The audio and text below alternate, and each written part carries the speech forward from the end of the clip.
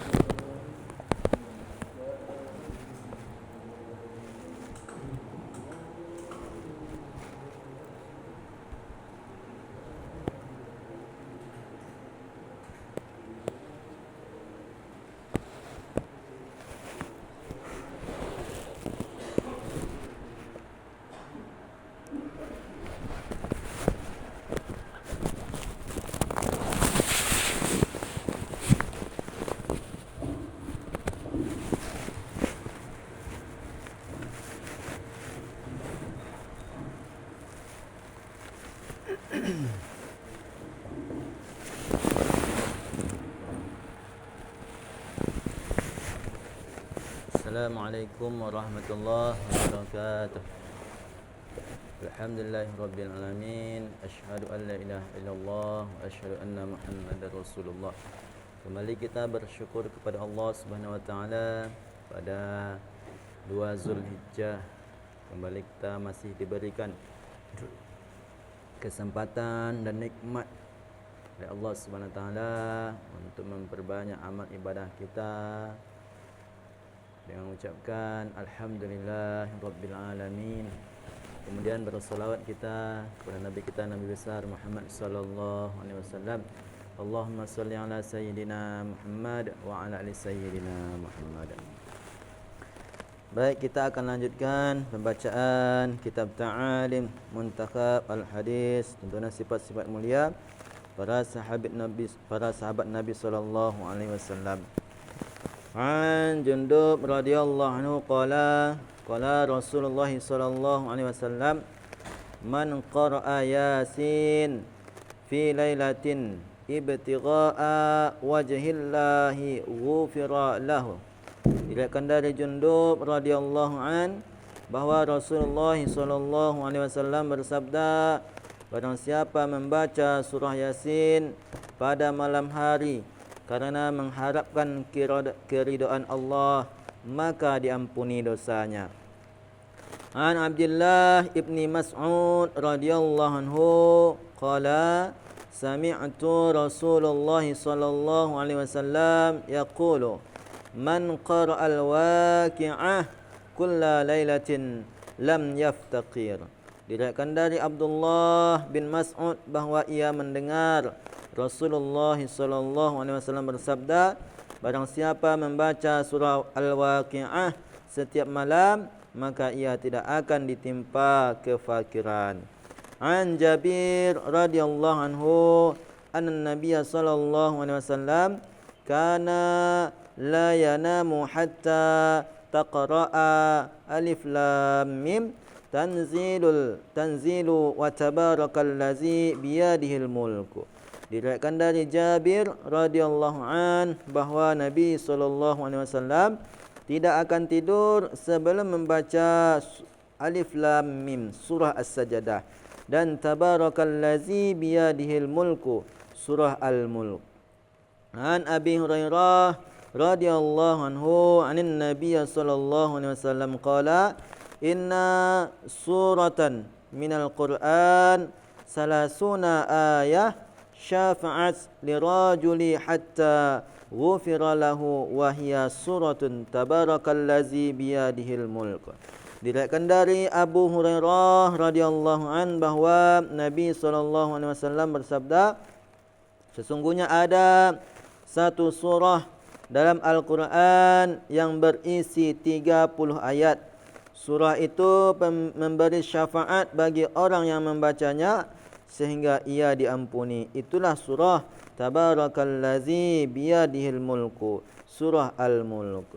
An Ibn Abbas radhiyallahu anhuma qala daraba ba'dul ashabin nabiy sallallahu alaihi wasallam khiba'ahu ala qabrin wa huwa la yahsabu annahu qabrun fa iza fihi qabrul insan yaqra'u suratul mulki hatta khatamaha fa atan nabiyya sallallahu alaihi wasallam fa qala ya Rasulullah inni darabtu khibai wa ana la ahsabu annahu qabrun fa iza fihi insan yaqra'u suratal mulki hatta khatamaha faqala an-nabiy sallallahu alaihi wasallam hiyal mani'ah hiyal munjiyah tunjihi min azabil qabri. Diriwayatkan dari Ibnu Abbas radhiyallahu anhuma, ia menceritakan seorang sahabat Nabi sallallahu alaihi wasallam mendirikan kemah di atas tanah kuburan kerana ia tidak tahu bahawa tempat itu adalah kuburan. Ternyata di sana ada satu kuburan yang penghuninya terdengar sedang membaca surah Al-Mulk sampai selesai. Maka sahabat itu pun pergi menemui Rasulullah sallallahu alaihi wasallam dan menceritakan hal itu. Wahai Rasulullah, saya tidak sengaja mendirikan kemah di atas sebuah kuburan.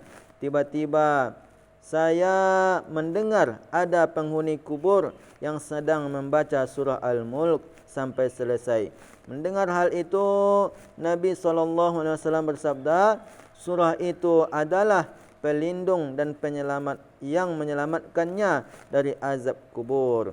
An Ibni Mas'ud radhiyallahu anhu, yu'tar rajulu fi qabrihi fatu'ta rijlahu fataqulu rijlahu laysa lakum ala ma qibali sabil kana yakumu yaqra'u bi suratal mulki hatta yu'ta min qibali sadrihi aw qala batnihi fayaqulu laysa lakum ala ma qibali sabil kana yaqra'u bi suratal mulki summa yu'ta ra'suhu fayaqulu laysa lakum ala ma qibali sabil kana yaqra'u bi suratal mulki fahiyal mani'ah tamna'u min azabil qabri wa hiya fit Taurati suratul mulki man qara'aha fi lailatin faqad aksara wa atnaba. Diriwayatkan dari Ibnu Mas'ud radhiyallahu an, ia menceritakan ada seorang yang baru dikuburkan lalu didatangkan azab dari arah kedua kakinya, tetapi kedua kakinya berkata, tidak ada jalan bagimu dari arahku ini kerana dengan sebab aku ia selalu berdiri untuk membaca surah Al-Mulk. Kemudian azab itu didatangkan dari arah dadanya atau perutnya, tetapi dadanya, perutnya berkata, tidak ada jalan bagimu dari arahku kerana dengan sebab aku ia selalu membaca surah Al-Mulk. Kemudian azab didatangkan dari arah kepalanya, tetapi kepalanya berkata, tidak ada jalan bagimu dari arahku ini kerana dengan sebab aku ia selalu membaca surah Al-Mulk. Abdullah bin Mas'ud radhiyallahu an berkata, surah ini adalah pelindung yang menyelamatkan pembacanya dari azab kubur. Dalam Taurat juga disebut surah Al-Mulk. Barang siapa membacanya pada malam hari, sesungguhnya ia telah memperoleh keuntungan pahala berlimpah ruah.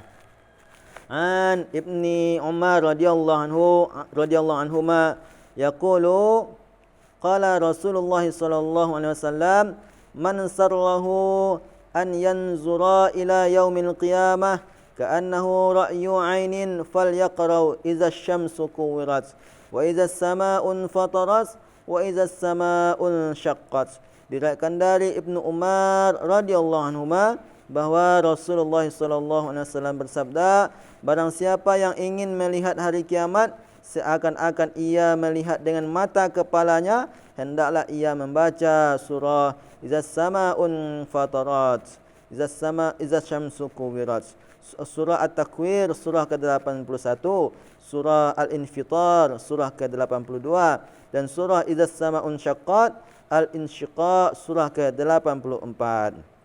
An Ibni Abbas radhiyallahu anhu qala Rasulullah sallallahu alaihi wasallam iza zulzilat ta'dilu nisfal Qur'an wa qul huwallahu ahad ta'dilu sulusal Qur'an wa qul ya ayyuhal kafirun ta'dilu rabu'al Qur'an. Diriwayatkan dari Ibnu Abbas radhiyallahu anhu bahwa Rasulullah sallallahu alaihi wasallam bersabda, surah Iza Zulzilat Al-Zilzalah surah ke-99 sebanding dengan setengah Al-Quran.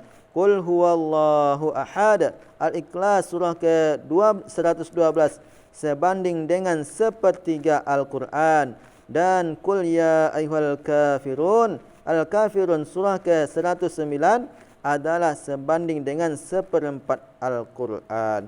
Surah Iza Zulzilat sebanding dengan setengah Al-Quran. Berkata At-Tibi, maksud diturunnya Al-Quran adalah menjelaskan tentang kehidupan yang sekarang dunia dan kehidupan akhirat.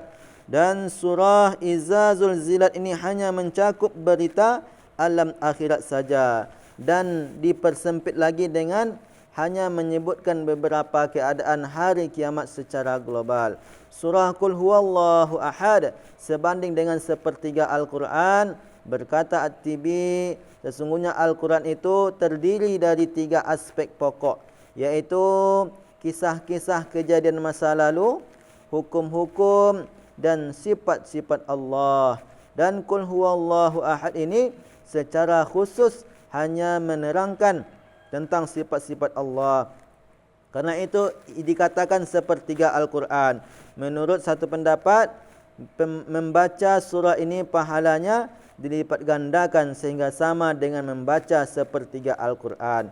Surah Qul ya ayyuhal kafirun sebanding dengan seperempat Al-Quran. Penjelasannya adalah bahawa Al-Quran itu mencakup 4 ketetapan, yaitu 1. Tauhid, 2. Nubuat, 3. Penjelasan hukum-hukum kehidupan, 4. Keadaan hari akhirat. Sedangkan surah Al-Kafirun ini mengarah pada pokok pertama, yaitu Tauhid. Karena melepaskan diri dari syirik berarti menetapkan diri pada Tauhid. Oleh karena itu jadilah surah ini seperempat Al-Quran. Demikian pembacaan kitab Ta'alim Muntakhab al-Hadis dengan sifat-sifat mulia para sahabat Nabi sallallahu alaihi wasallam. Mudah-mudahan apa yang kita baca, kita dengar dapat kita pahami dengan baik. Kita tutup dengan doa kafaratul majlis. Subhanallah bihamdihi, subhanallah bihamdika, asyhadu an la ilaha illa anta astaghfiruka wa atubu ilaik. Assalamualaikum warahmatullahi wabarakatuh.